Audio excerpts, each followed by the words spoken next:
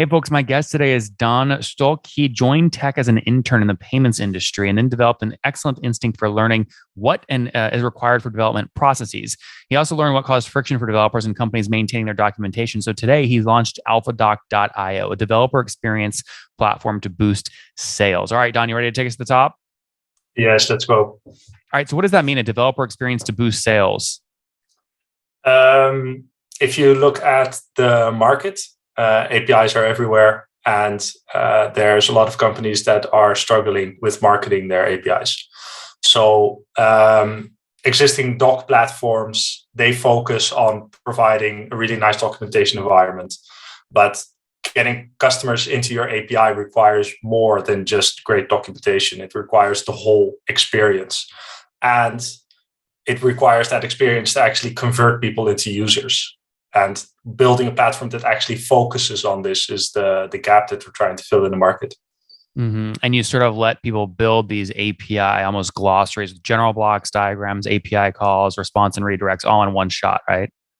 Yeah. So what we're doing is we're plugging into your source code, into your open API spec. And based on that, you actually get the tools to quickly scale up your documentation. So you're actually giving up all your flexibility, which you're accustomed to with traditional doc platforms, and we're giving you templates and frameworks, and you can work with those. So it gives you the benefit of not having to think about exactly how the doc portal should be structured. We figured that out for you. All you have to do is fill in the blanks. Mm-hmm. That makes a ton of sense. Okay, when did you, or I guess before we get into the history here, what are folks paying for this on average per month? It's not something that people are paying for yet. Okay, so all free. It's a private beta. So customers in the beta, they're not paying today. They will in the future. But how many are in the beta? We have 10 that we're actively working with, and we have about 40 beta customers for what we're calling long-term opportunities. They're saying, hey, I want to make the switch, but I don't want to, I need a bit more features than what you're offering in your MVP. What are they switching from? They're switching from platforms like README, Gitbook, their own open source tooling as well. You said README or REAPME? Sorry, README.io. It's a docs platform. I see. Interesting. Okay, so you've got 10 on the beta list now. When did you start building this platform? What year? I think the idea started in December 2020. And it actually started out as a completely different idea. For the past, I think up until January 2022, we were validating and doing research. So I think we spoke with did interviews with over 60 companies. And by now it's probably closer to 80 or 90 companies to validate what we're looking for. So we started out with something completely different, with an API demo platform, but we quickly learned that that's not what people are looking for. At least not the people that we were talking with. They're looking for a way that actually makes it easier to build a developer experience and not just add more complexity. We're trying to solve this problem where people are having issues with finding the right employees, talented employees to help build out this developer experience. There's just not... because it's boring. People would call it boring work. Yeah. It is. So how did you find these 10 folks that are in the beta today? Where did you find them? We started with just our own network, and the ball got rolling really quickly. So we learned that on LinkedIn and on Twitter, if you send the right message to other founders, indicating, hey, I'm working on this business idea, you're in the right space, we'd love to get even 10 or 15 minutes of your time. People respond to it quite positively because people are. Is that the exact text that you use when you LinkedIn message another founder? No, it's specific to the founder. So it's tailored to what is the founder. Oh, what's going on there, YouTube? Good to see you guys. Now imagine this. You love watching these interviews with SaaS founders, but imagine if we took all of the valuation data out from over 2,807 interviews I've done manually. Saves you a lot of time. Well, we've done this. We've built it into the beautiful interface inside of FounderPath.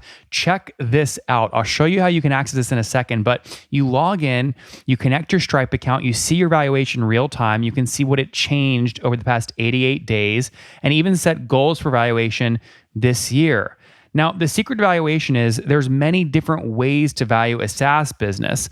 So the reason you're going to see 3 or 4 different valuations inside of your FounderPath dashboard, this is all free by the way, is because depending on who's doing the buying of your SaaS company, you're going to get a different valuation. A VC is going to pay a different valuation. Private equity firm is different. If you're going to do a minority sale, that's different. And if you sell the whole business, that's a different valuation. You can see all those when I hover over here. Right, so the teal is what a VC would pay, yellow is what private equity, and red is if you sold the whole thing outright. Now, what's cool about this is not built off random data. Again, you guys hear these interviews on YouTube. All these data are built from real-time valuation data points founders share with us on the show. So traction, 1.2 million, seed round, 3.7 raise, they sold 22% of their business. Go in here and filter by the event. Maybe you only want to see companies that have sold the whole business. Well, here are a bunch that have been acquired, the valuation and the multiple. Maybe you're going out right now and you're raising your seed round. Well, go in here and look at all this recent seed deals that went down, what they raised, what valuation they raised at, and what percent that they sold.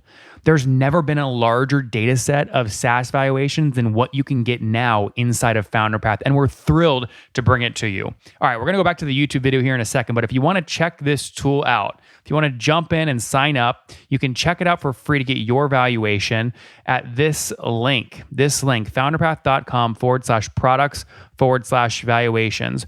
Or if you go to founderpath.com and hover over products, click on get your valuation here and go ahead and sign up to give it a whirl. Again, all that valuation data live right inside the platform. I hope to see you there. All right, let's jump back into the interview. Can you read me one? Can you open your LinkedIn and read me one of the ones you did? Ooh, putting me on the spot here. Well, because copy is really important with this. People get LinkedIn messages all the day. So when people say that we built this off cold messaging on LinkedIn, people are going, well, wait, I never respond to LinkedIn messages. What is Daan doing differently that I need to learn from, you know? Yeah. So let me see. Probably got to scroll and search a little bit, right? Yeah.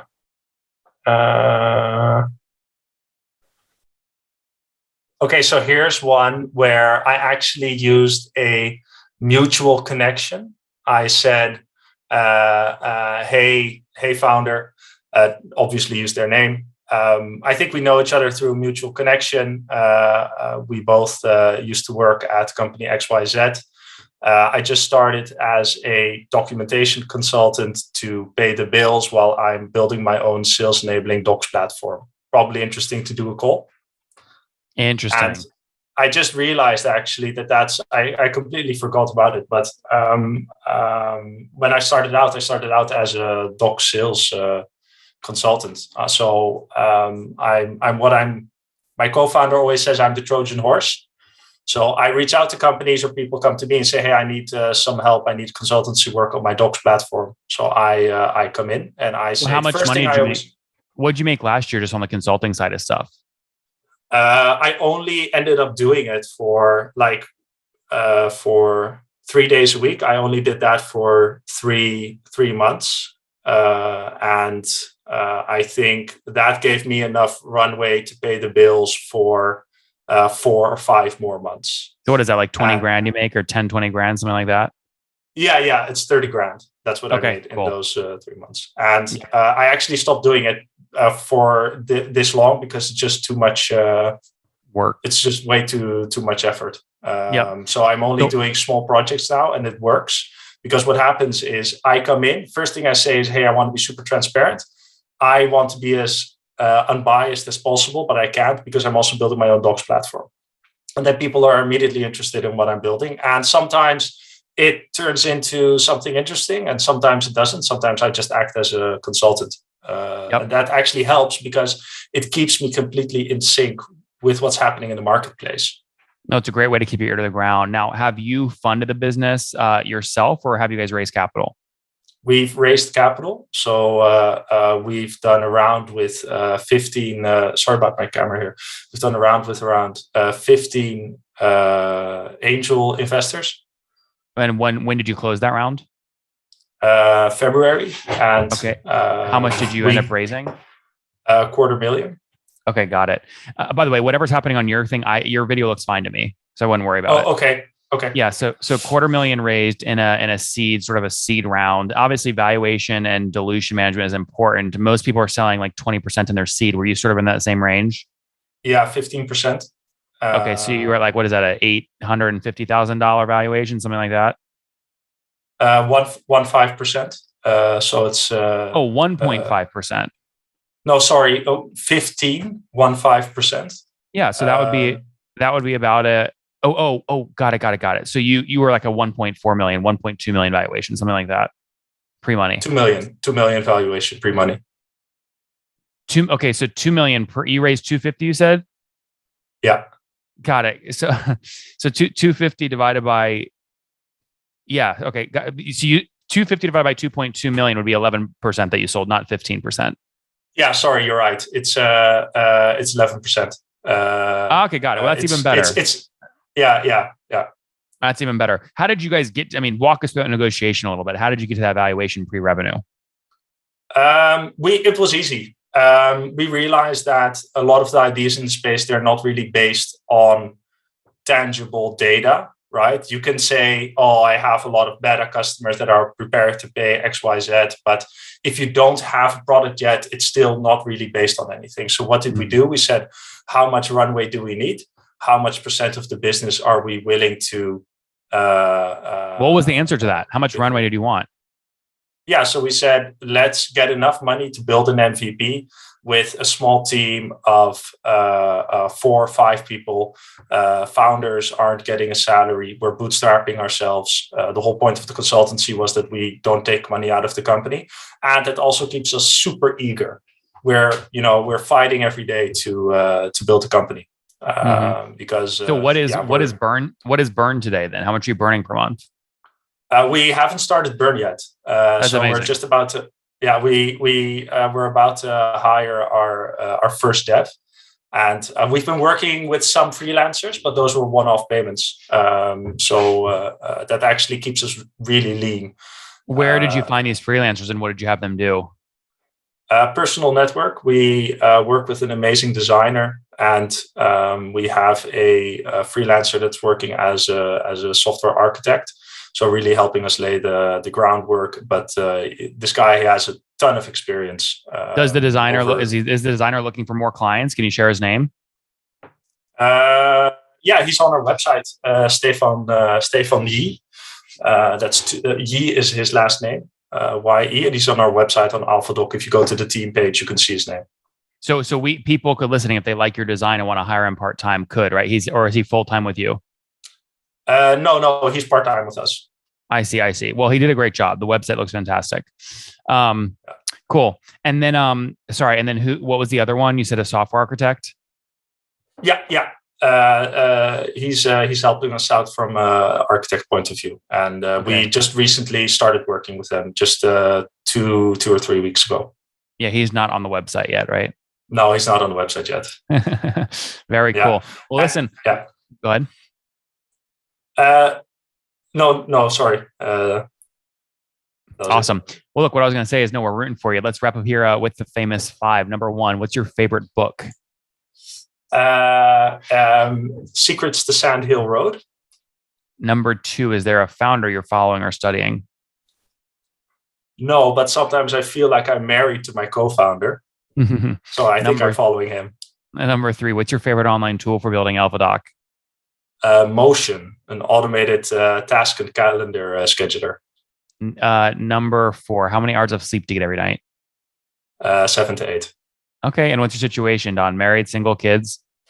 One baby on the way. Very cool. 3 more months. Married and a kid. That's very exciting. How old are you? 29. 29. Last question. Something you wish you knew when you were 20.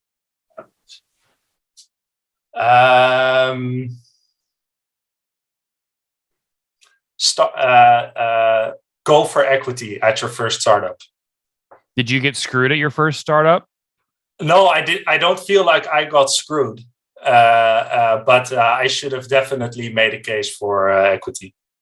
Guys, there you have it. AlphaDoc.io just raised 250,000 in their seed round at a 2.2 million valuation. Currently, just two co-founders relying on freelancers to get the MVP up. They help you build out your API documentation easier so that the developers are more likely to actually use your API. Again, not a sexy space, but definitely popular, definitely needs work. Daan is making this easy. He supported himself last year doing $30,000 in consulting projects before saying, okay, I can now focus on the SaaS because he had enough personal runway. Again, now scaling, hopefully hiring 3 to 4 people this year to break out a beta and launch their first paid customer accounts. We'll see what happens. Daan, thanks for taking us to the top. Thanks a lot. One more thing before you go. We have a brand new show every Thursday at 1 p.m. Central. It's called Shark Tank for SaaS. We call it Deal or Bust. One founder comes on, 3 hungry buyers. They try and do a deal live, and the founder shares back-end dashboards, their expenses, their revenue, ARPU, CAC, LTV, you name it, they share it. And the buyers try and make a deal live. It is fun to watch every Thursday, 1 p.m. Central. Additionally, remember, these recorded founder interviews go live. We release them here on YouTube every day at 2 p.m. Central. To make sure you don't miss any of that, make sure you click the subscribe button below here on YouTube, the big red button, and then click the little bell notification to make sure you get notifications when we do go live. I wouldn't want you to miss breaking news in the SaaS world, whether it's an acquisition, a big fundraise, a big sale, a big profitability statement, or something else. I don't want you to miss it. Additionally, if you want to take this conversation deeper and further, we have by far the largest private Slack community for B2B SaaS founders. You want to get in there. We've probably talked about your tool if you're running a company or your firm if you're investing. You can go in there and quickly search and see what people are saying. Sign up for that at nathanlatka.com/Slack. In the meantime, I'm hanging out with you here on YouTube. I'll be in the comments for the next 30 minutes. Feel free to let me know what you thought about this episode. And if you enjoyed it, click the thumbs up. We get a lot of haters that are mad at how aggressive I am on these shows, but I do it so that we can all learn. We have to counter those people. We got to push them away. Click the thumbs up below to counter them and know that I appreciate your guys' support. All right, I'll be in the comments. See ya.